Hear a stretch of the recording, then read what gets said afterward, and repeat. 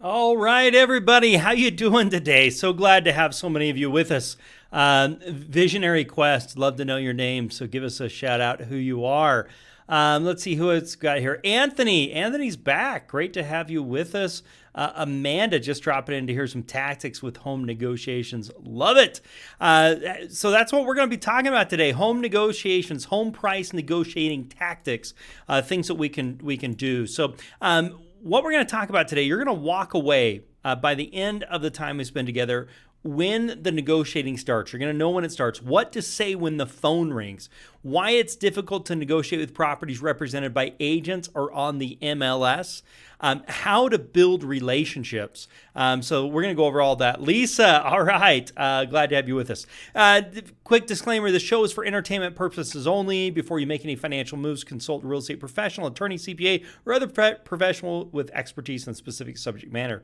Everybody's situation is different, and there's no one-size-fits-all approach or guarantee to work for all investors. DHM may receive payments from sponsorships, guests in the forms of books, giveaways, items, discounts, or other remunerations. As with anything in life, results come from education. Following a system, hard work, and determination to follow through until the end. I probably say this every time, but number 4 is my favorite, following through until the end. Mr. Rogers, thanks for being here. Anthony, thanks. I'm trying to keep up. Philip, hello from Dallas. Let's see. Cliff, I know exactly who you are, man. Glad to have you with us again. This is, how many weeks in a row is this, Cliff, that you've been with us? I mean, it's been quite a while. Appreciate it. Lisa, if you're a first timer here, well, no, this would be actually kind of fun. Let us know how many times you've been on the call or on the live cast. Let us know if it's your first time. Say I'm a first timer, or say you've been here 5 times or 10 or whatever the case is. Let us know let us know what you're doing. Love to hear it. Okay, free swag. Who's interested in some free swag? Today we're giving away. So this is from last week's live cast. This is what we're going to be giving away. So we already went through. We've got it all boxed up, all ready to go. So last week's live cast, which will announce this winner at the end, we've got an awesome Do Hard Money hat. We've got a Do Hard Money sports bottle. These are my favorite. I have like 10 of them at my house. I love those things. We've got an exercise band, with all the exercise drills. Let's see here. We've got a, what are these called? Insulated bottle thing. We have a DHM stress house, which always comes in handy. We have a DHM, what are these things called? Hand grabbers. I think I say that every time. We've got a Do Hard Money shirt we're sending your way. Nice gray color on that. And then we've got a financial freedom workbook. It's got a DVD. Let's see what else we got in here. We've got a DVD, a USB, a bunch of stuff that you will love that's going to be coming your way as well. So we'll be announcing the winner of this free swag at the end of the call today. So, but we're also going to be having a winner for this week. We'll be announcing it next week. I got to put all this stuff in this box so we can get it all shipped out to you. So next week, what we're going to be giving away next time here on our next week. So this is what you'll be winning if you participate with us this week. We've got another stress house. We've got another insulation. We've got another sports bottle. We've got another whatever this is. I can't even remember what those are called. And we've got a killer Do Hard, or this is an Income Hacker. We've got an Income Hacker hoodie. So if you want to win that for this week, we're going to tell you a few things you can do. Let me get all this stuff in here. Oh man. So, who wants to win some free swag? If you do, put your name in. Let us know. We'll be announcing this week's winner at the end and next week's winner next week. So, who wants to win some free swag? I got a few shout outs. Mr. Rogers has been here for a month, so 4 weeks. Thanks for being with us, Cliff. Let's see. First time. Lisa, it's your first time. Appreciate you being here. I think you'll really enjoy it. Amanda, first time here. Amanda, thank you. Excited to have you. Please keep coming. It's your first time. time, if you're just getting started, let us know, or you've been here a bunch. Let's see. Wonderful. And if you want to win some free swag, put it in the comments here, because we're going to talk about here's how you can get free swag. We're looking for people that ask great questions. These are questions that can help everybody learn by asking questions that, on the topic matter or anything having to do with real estate investing. Ask away questions. We're also looking for positive comments. We've had a lot of great people in the community that are saying, hey, great job on winning the free swag this week. Those types of things. We're looking for that. The other thing we're looking for is comments on the recorded YouTube. So we stream this. We also post this on YouTube. It'll be going up there in a few hours. And I'll just give you a hint. If you want to win some free swag, if you go to the recorded YouTube video and leave a great comment there, an honest, great comment, 5-star, you know the drill on that, you'll probably have a good chance of winning. I don't want to let the cat out of the bag, but that's something we look at. High interaction, lots of comments, lots of back and forth. We've got lots of comments going today. I really appreciate it. That's the type of stuff that we're looking for. And I will choose one person to be the winner. We'll be announcing that winner at the end of this live cast, and next week's winner will be doing the same. So thank you for your comments and keep them coming. Cliff, this one's yours. Most deals in the MS will usually have several investors bidding to buy it, which drives the prices up. That's exactly right. And so if you like these live casts and you want to see them continue, I really need your help. But before we do that, I've got a couple of people. Okay, Lisa's first time. Anthony, my fourth. But I've spoken to Drew lately already. Oh, fantastic, Anthony. That's great. I don't know if we've had comments from you or not, but keep them coming. Amanda's first time here. We had talked about that. Okay. They're all cool stuff to win and to have, but I'm here for the education and to learn the ropes from you and your program. Awesome. I'm really glad you're here. Let's see. Yes. I'm not sure, Lisa, what you're talking about there. Thank you. You bet. Happy to be here. We need your help. We're currently at 4,263 subscribers. My goal by the end of September is 4,275. So we're short by 12 subscribers. So those of you that are first timers, Anthony, I know you're a first timer. Lisa, you're a first timer here. I need my first timers to go and subscribe. We do new videos every single day. So Anthony, I know you're wanting to learn the ropes. This will help you out even more. So we do these short little 2 to 5 minute videos asking questions, answering questions like how to calculate BRRRR profits, real estate versus stocks. And we upload those every single day. You'll get notified. So please go give it a thumbs up on the videos, hit the subscribe button, and also put the alerts on. If you put the alerts as we post these new videos, you'll be able to check those out. Our channel is called Do Hard Money, DOHERD MONEY on the YouTube channel. Leave a comment on the recorded videos. It's a big help to us. But the other thing is to tell somebody else. Like, for example, Anthony, if you're looking at getting started in real estate investing, one thing you can do is have somebody else that's interested, or get somebody else interested, and you can talk about concepts and what you learned and what you liked. Can be really, really helpful. So yeah, let's see here. Like and share this podcast. Yeah, absolutely. Thanks, Mr. Rogers. The podcast is Income Hacker, and the YouTube channel is Do Hard Money. Absolutely. True. Great. Real estate marketing update. Let's just give you an update on the overall real estate market. So one thing I'd like to know, what are you seeing in your market?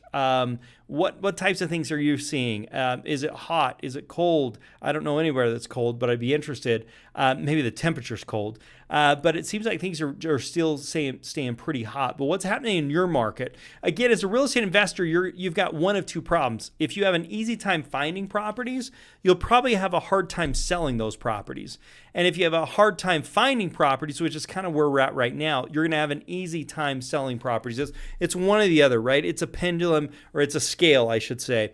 So if it's hard to find properties, then it's going to be really easy to sell them. And if it's easy to find properties, you're going to have a harder time selling. So you've got to go on both sides of that and know what it is.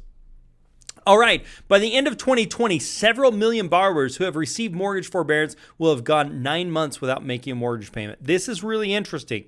As we start prepping and we're looking at next year and what's going to be coming, what can we be doing as real estate investors? One of the things is these notice of defaults. Now, I wouldn't do anything with them right now because I don't know what's going to happen. They may waive it. They may, add it on the back end of their loan, those types of things. But this is something I think you should be keeping your eye on next as we roll into next year, is the notice of defaults and what the forbearances are going to look like. The question is, are people going to be defaulting on their forbearance? You see, if you don't make payments on your loan, and it was during the pandemic, lots of lenders said, don't worry about it. We'll put that on the back end of your loan. So it maybe increases your payment a few bucks, or maybe they make it so it doesn't increase your payments at all.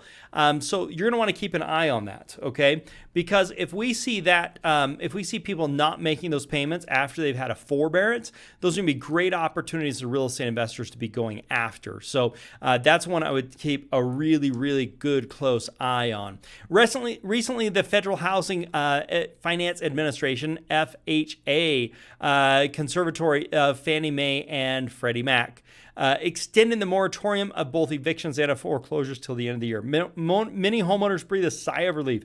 There'll be an opportunity here, guys. Probably by early next year, there'll be an opportunity. Now, let me make sure you understand. It's just Fannie Mae and Freddie Mac, so it's actually not FHA. It's FHFA.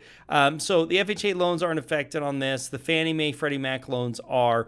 And so there's a moratorium on this, can't do evictions. Now, that doesn't apply to all properties. It doesn't apply to all, just these certain types of loans. Basically, if the government backs the loan, they're saying you don't have to worry about some payments, and they'll work with you on that. If it's not a government-backed loan, this does not apply. The other thing I think is really good is delinquency rates. FHA insured homes, July 2020 delinquency rates. The total in the U.S. is 17%. So Long Island has 27% delinquency. New York has 27%. Fort Lauderdale 25%. Miami 24%. New Orleans 22%. Washington D.C., Chicago 21%. Atlanta 21%. So this comes from HUD Neighbor Watch. But the cool thing about this to realize is this will be an opportunity because they've got higher delinquency rates, which means there's going to be an opportunity as real estate investors.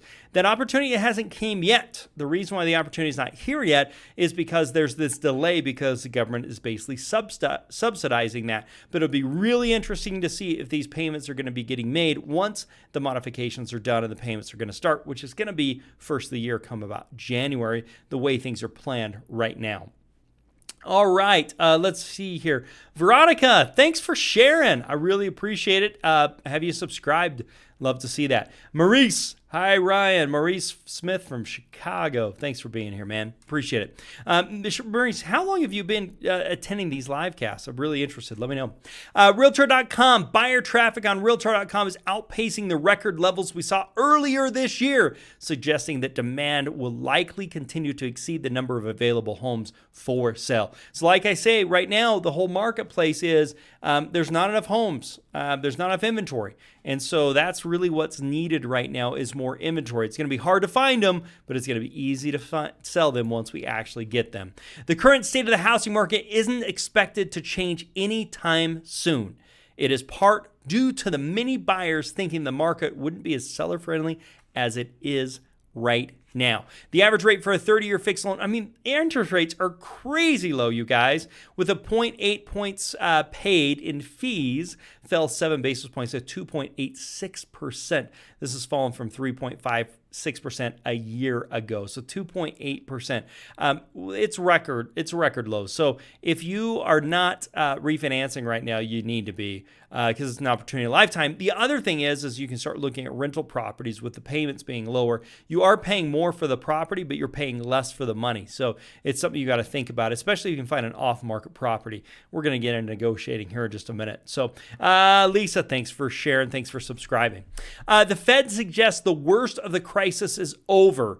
This was back in June, according to Yahoo Finance. Okay, quick little COVID update and what we're seeing here. So, Shauna Rice, we're seeing a little bit of a rise here is what they're estimating come December and January. But hospital beds, we've got 14,000 with only 447 in use. So that's fantastic ratio on that. Don't love seeing that uptick. In Georgia, 8,000 available beds, 462 in use. Again, this December, January uptick is what they're predicting. That's obviously a prediction. In Illinois, 14,000 beds with 231 in use. But again, we're projecting an uptick come January and in December, January. Johnson & Johnson plans to roll out 60,000 participants in phase 3 trials. The CDC reports 94% of patients who died from COVID had other health issues. I think that's really interesting and important. Maurice, since you started a few months ago, I make most of them or see the replay. Maurice, that is awesome. Thanks for being a loyal subscriber, a loyal subscriber, I guess is the best word for it. The CDC reports, we talked about that. Best bet to beat COVID-19 this fall is flu shots. Top science stories of the week. What we're seeing, immune reactions to some common colds might provide protection against COVID-19. Last immunity seen after mild COVID-19 infection is reporting. Last immunity, which is good. What is herd immunity is closer than what scientists think. To achieve so-called herd immunity, the point at which the virus can no longer spread wildly because there's not enough vulnerable human. Scientists have suggested that perhaps 70% of a given population must be immune. Okay, about 70% is where we hit immunity, and according to the New Yorker, the new model puts us at 43%. That is, the virus cannot hang on. So they're basically saying we're about 43%. We need to be at 70% before we see some herd immunity here. I think it's very interesting. U.S. lists advisory on all international travel. Kids are less susceptible to catching and spreading the coronavirus than adults are, although we are seeing an uptick, obviously, of kids as they're going back to school. Maurice, you're welcome. Great. Appreciate it. Young people who live in households with COVID-19 patients. So if you live with somebody who has COVID-19, you have a 5.2% risk of getting the virus. By contrast, those that are 20 to 50 years of age have a 14.8% if you live with somebody with COVID, and those over 60 years of age that live with somebody with COVID have an 18.4% risk. The reason I bring this up is if you're worried about, getting out, unless you're over 65 or in a high risk, your chances of living with somebody and getting it is 14 to 18%, and if you're a kid, it's down around 5%. Okay, now we're going to get right into this. Home price negotiating tactics. What types of things, what questions do you guys have? What tactics are you currently using? How many homes have you been negotiating on? Put some comments in here and let me know as we go along. I got to get a drink, and we're going to launch right into this.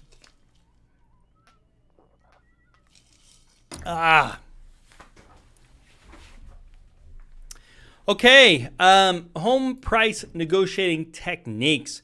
What you're going to learn today is when the negotiating starts, what to say when the phone rings, why it's difficult to negotiate properties represented by agents or on the MLS, how to build relationships. So the negotiating begins long before you ever make the offer.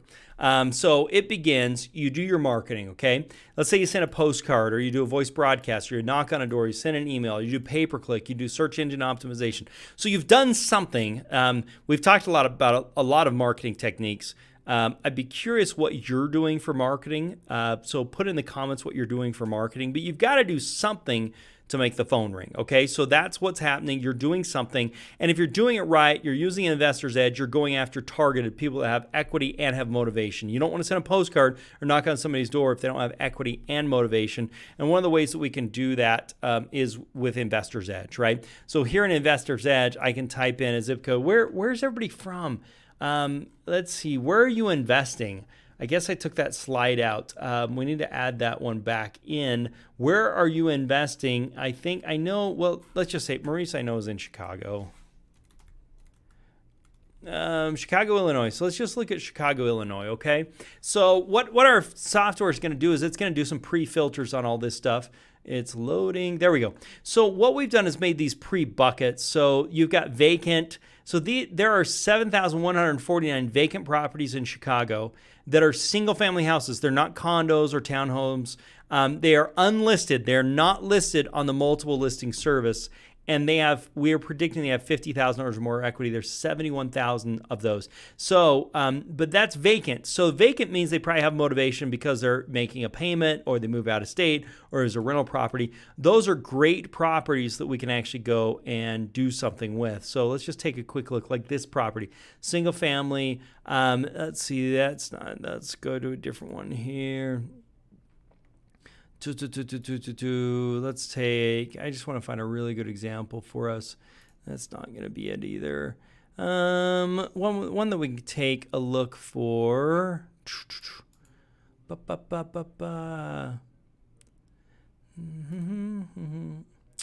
Let's go for liens. I just want to show you like a few things that could be helpful for you. So like this property is 3 beds, 4 baths. We know who the owner is. This is the mailing address for the owner, which means they live at the property. So I could send a postcard to him right now. No skip trace necessary. And then I could come here, the mortgage information. I actually know he owes... This is the transaction history right now. So I can actually download this document and see, but it looks like the last warranty deed was for $270,000. And so the estimated value is $470,000.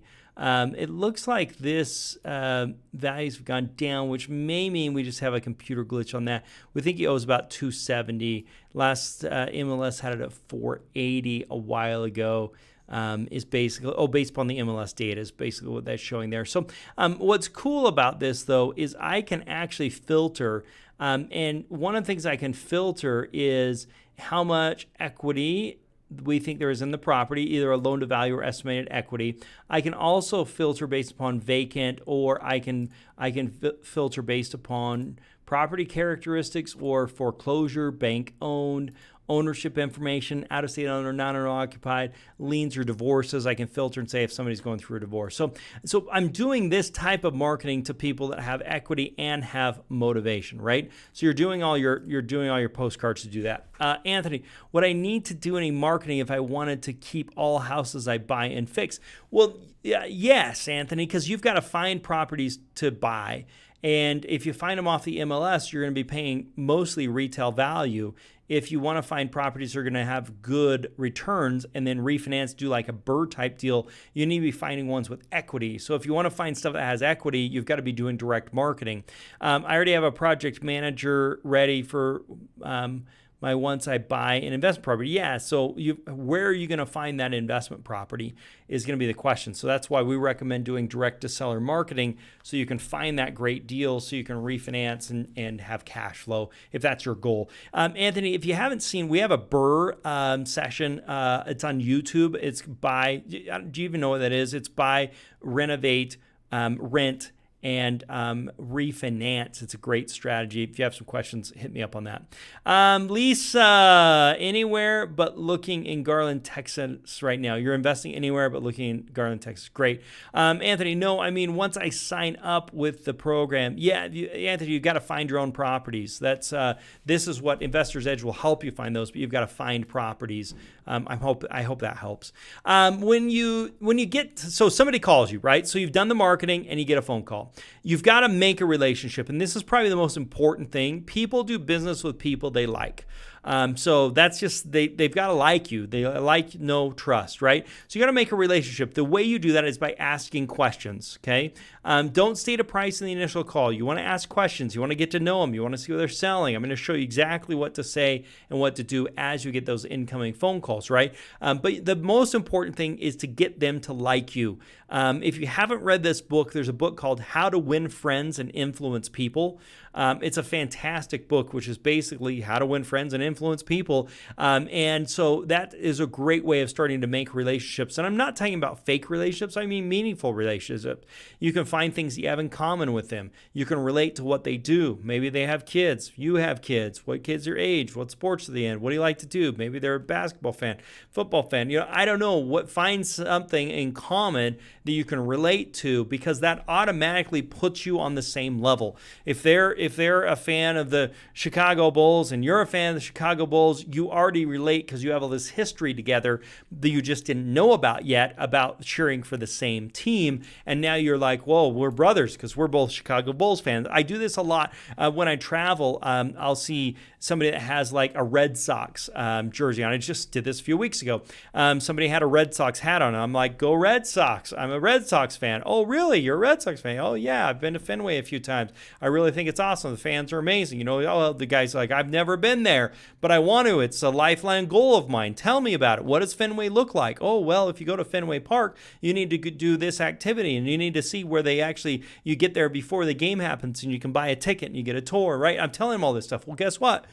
Now he's like, I like this guy because I like something he likes, and I genuinely do. And in addition to that, he can trust me because we both have this, this relationship that goes back faster. So your goal is to be a fact finder, right? You make a relationship, be a fact finder, get details about the property, but most importantly, find their motivation. Why are they trying to sell? Why are they trying to get rid of the property? What is really going on here? And I'll give you a hint. We call it peeling the onion. They will not tell you up front what the pain point is. You've got to peel the onion to get to it, like what's in the middle. So do not rush this call. Don't be in a hurry. Don't try and get off the phone. Just have a great conversation. You want to spend as much time as you can with them. You want to make that relationship. You want to understand their needs so you know why they're trying to sell their property. Anthony, let me know if that helped answer that question. If not, let's chat some more. Motivated sellers, okay? I like to keep these in my trucks. This is a motivated seller form. Everywhere I went, I helped to guide the conversation. So you get the contact information, you verify their mailing address, you tell me a little bit more about the property. A very important question is, why are you wanting to sell? Okay, that is the most important question. Why are you wanting to sell? And I'll tell you right now, when they say this to you, they miss it. They're not going to tell you the first time. So, hey, why do you want to sell? Oh, it's just time. I want to get some money out of the property and blah, blah, blah. That is never the right answer. Hey, well, what's your plans? What are you going to do with the money? Why are you looking to sell now? What happens? Oh, well, I could just, I need some money for a few expenses. Well, what type of expenses? What's happening, right? Like peel the onion.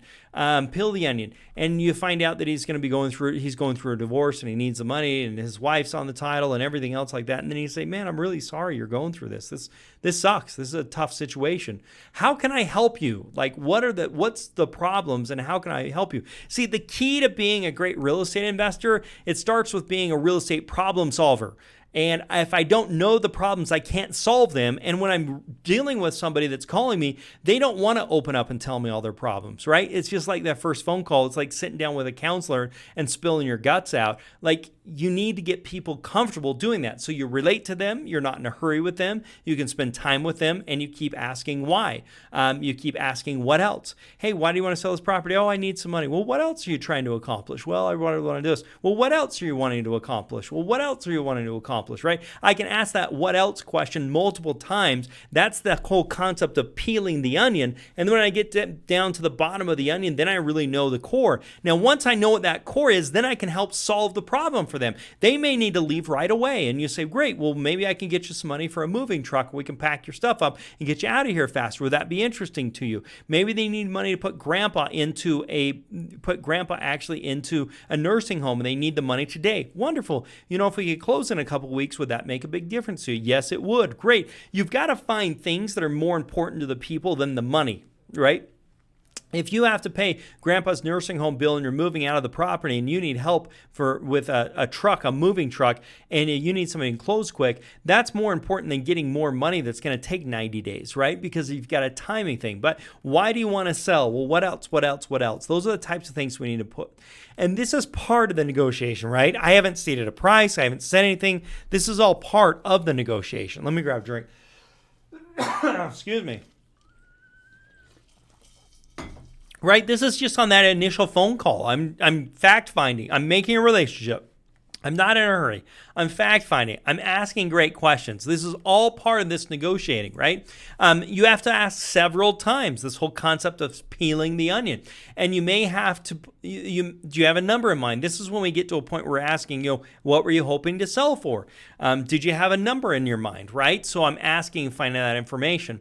And then another question I like to ask is, what is the least you would take for an all-cash quick offer? Now, I'm not going to give a price. I always want them to be the first one to name a price, right? And then the negotiation, then we can have more negotiations. But what is the least you would take for an all-cash and a quick closing? I like to know that in the initial phone conversation, okay? And then how much owed helps with this. So one of the things that I can do is I can come into a specific property. Let's just take this one, for instance. Let me find a great one here. So mortgage transaction. These guys have a loan. Actually, I got to do it as a saved property. I keep forgetting that. Let's just see here. Lien details. Let's look in. Who just came in and said, oh, Columbia, South Carolina. Let's do that. I'm going to go to a whole other area.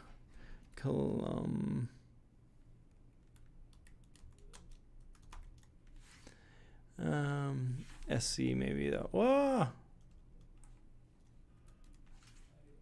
Columbia, South Carolina. Let's just do that. And I'm just going to grab like an out-of-state owner here. And boom. And with that, let's go to some mortgage transaction history. Amount owed. Let's just look at the comps and the nearby and look at the tax information. Tax assessor says it's only worth that. Let's grab a different one.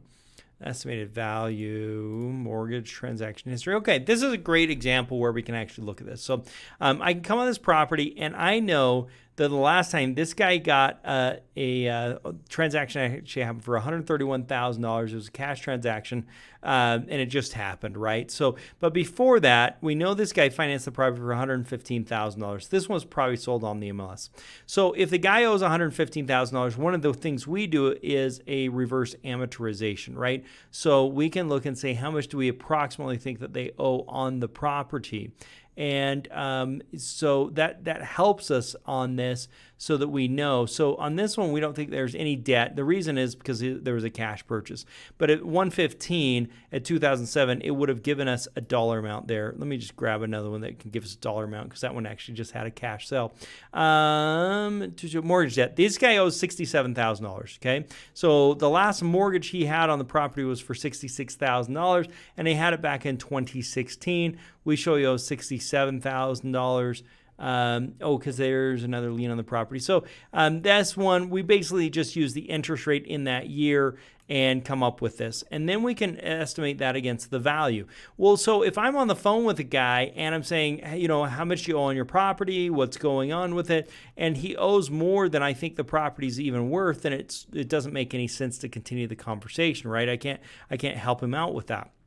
Now, I'll continue the conversation and then I'll do my research, right? But then after I've done my research, I can quickly get an idea, is this even something that I can deal with? If he owes more money than it's worth, I've got to do a short sale. And the short sale, I've got to negotiate with a bank. Those are a long, drawn-out process.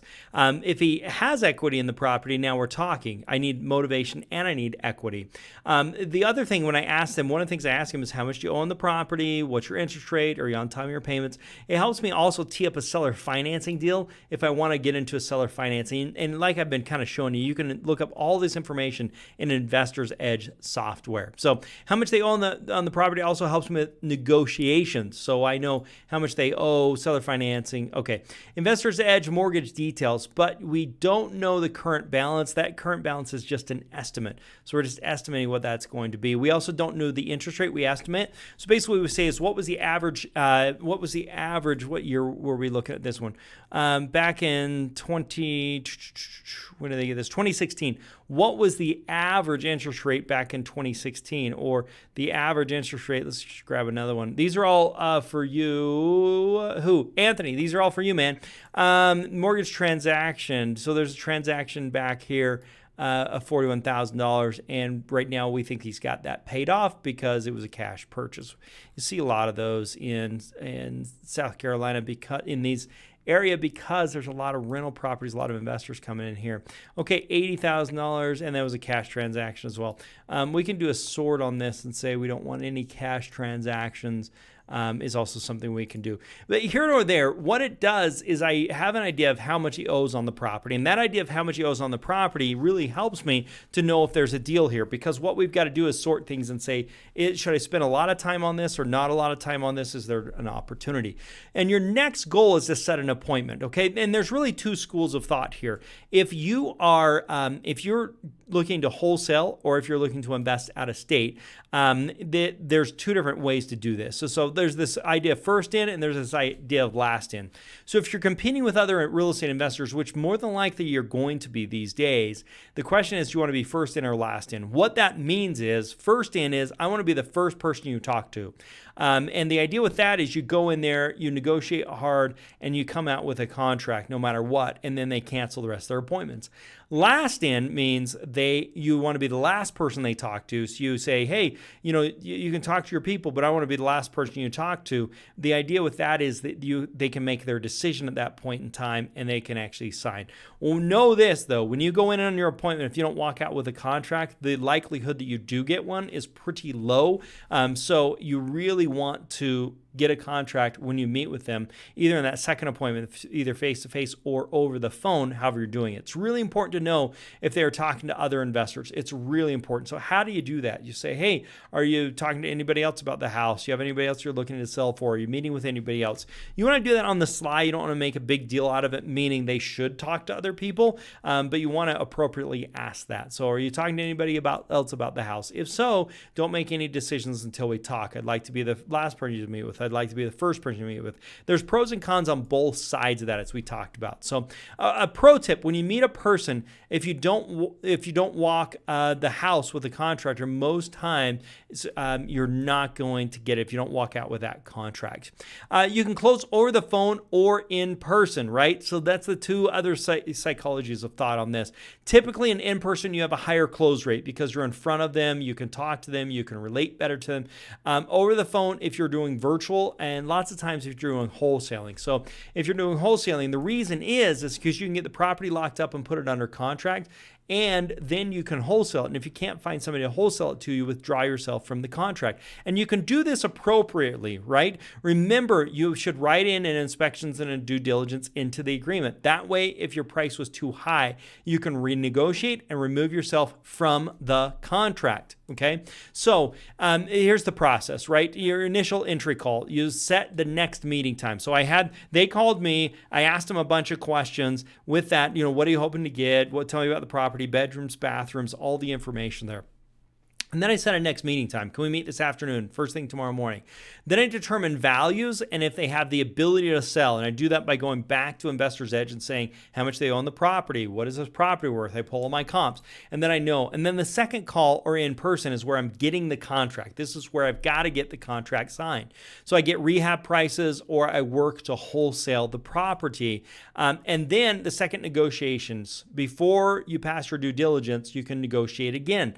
And the way that you can negotiate again is based upon things you find for the property. So, Mr. Rogers, thanks for the comment. Cliff, great info here. Appreciate it. Then you get the loan and you get the property closed. So while you're at the house or if you're over that second phone conversation, plan on 2 hours. It may be longer. Get comfortable. You're not going anywhere. Sit down and act like you're part of the family. Make a relationship. Find those things in common with them. Go around the house and ask about anything that could need work. What happened? How much do you think it'll cost to repair that? How long has it been a problem? I know a guy that actually has a price list that was put up by like Angie's List or something like that. And it actually says how much every item should cost around a house. And he actually hands it to them as they're walking through the property and says, as we go through the property, will you tell me how much this is going to cost? So he'll say, oh man, it looks like we got a leak. How much does Angie's List say a leak's going to cost? Oh, $5,000. Okay, let's write that down. Oh, look here, we got to do a new carpet. Will you write down how much that's going to be? So it helps substantiate how much work actually needs to be done to the property. It's a tactic to negotiate without negotiating, where you're using a third party giving you an idea of those costs. You're helping them understand where they are. And then we get into something that's called bracketing, where we actually negotiate based upon bracketing. I need my hands on this Investor's Edge. Yeah, absolutely, Anthony. Give us a holler. We can talk about it. Tally up the cost, okay, right? So then it's like, hey, how much is this actually going to cost? Oh, it's going to cost $50,000. Okay, great. So then the seller is doing this as you're talking to them. Then the other thing you want to do is you're walking around the properties. You want to ask 5 times what they want for the house. Again, this is peeling the onion. How much were you thinking? What would you sell this for? What if it's an all cash offer? You're asking again, because what you're trying to do is get them to lower their price. And as I'm walking around the property and saying, how much is this going to cost? Well, how much did that say? Okay, that's 10 grand. Now, how much you're really thinking again? I forgot how much you thought this was going to be. You're hoping that they'll negotiate with themselves. And who Whoever speaks first is the one that loses. You do not want to, you want the awkward silence. They call it a pregnant pause. You want to have that. That's what you want to have, where they're thinking and you're saying, what do you think it's worth? You want the tension to build. That's okay. Get a contract no matter what. Don't walk out of that house. Don't get off that second phone call without having a contract. Get it no matter what, but set the expectation. You can do this above board. You can do this ethically, morally. You can do a great job with that. And this is what you say. Hey, I'm not sure if I can make that price work, but I'll tell you what. Let me get my contractors out here. Let me get my partners out here if I'm wholesaling. Let me get some prices. Give me 2 weeks, and then I can tell you for sure. Does that sound fair enough? Because I don't know if you want me to tighten my pencil. I can't tighten my pencil until I get these guys out here. My partners, if I'm wholesaling, my contractors, if I'm fix and flipping. As soon as I get that, then I'll let you know. So give me 2 weeks, which is the same as your due diligence deadline. But then you lock up the contract. And then if your contractor bids come in more, then you can easily go back to him and say, hey, you know what? My contractor bids came in for more money. I can't pay as much. And you can renegotiate at that point.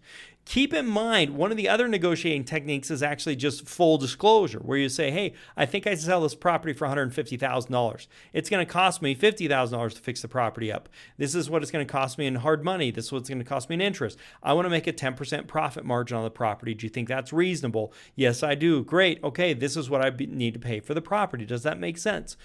So it's another way where you can back into the numbers. There's another negotiating technique that you can actually use, which can be really successful. If you are going to do that, I did it in reverse. The first thing you actually want to ask is say, hey, I'm kind of like a general contractor. I want to make 10% on the project cost. Does that seem fair to you?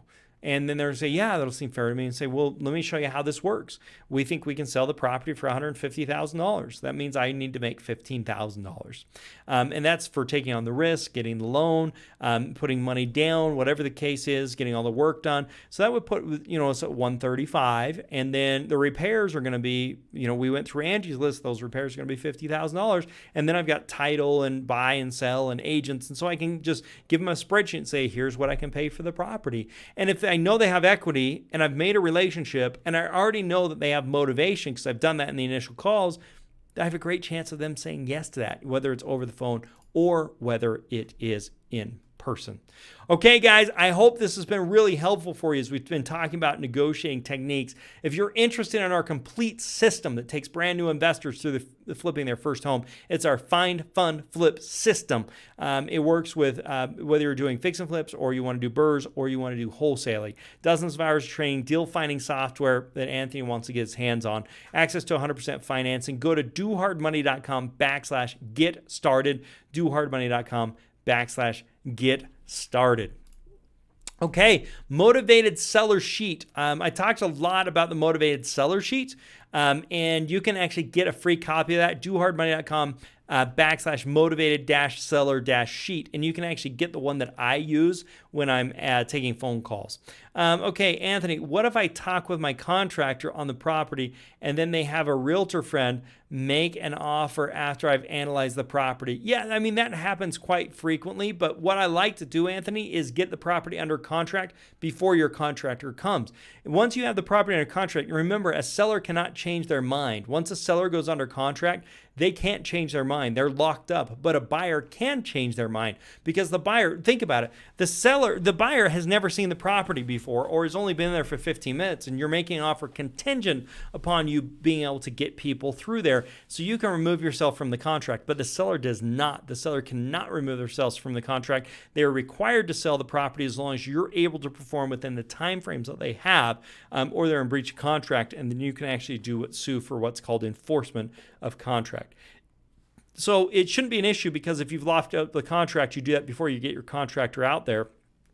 Their realtor friend comes wants to make an offer. You can say, "Too bad, we're under contract." As long as you perform on your time frames, you're going to end up closing on the property. So hope that helps. If not, Anthony, hit me up with some more questions here.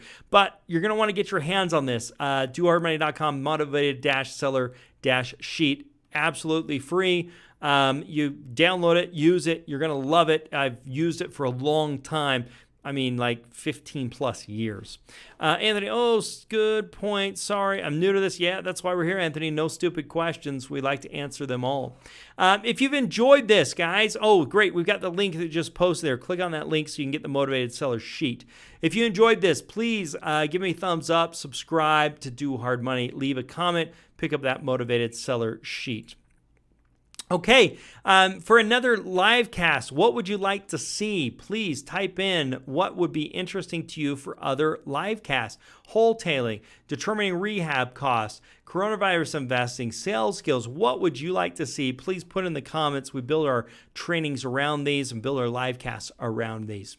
If you've enjoyed what you've heard today, please share the link on YouTube with a friend or several friends and check out my Income Hacker podcast. You can listen to Income Hacker anywhere on Stitcher, Spotify, Apple, iTunes. We're everywhere there. So let's see here. Mr. Thomas Daniels won our swag of the week last week.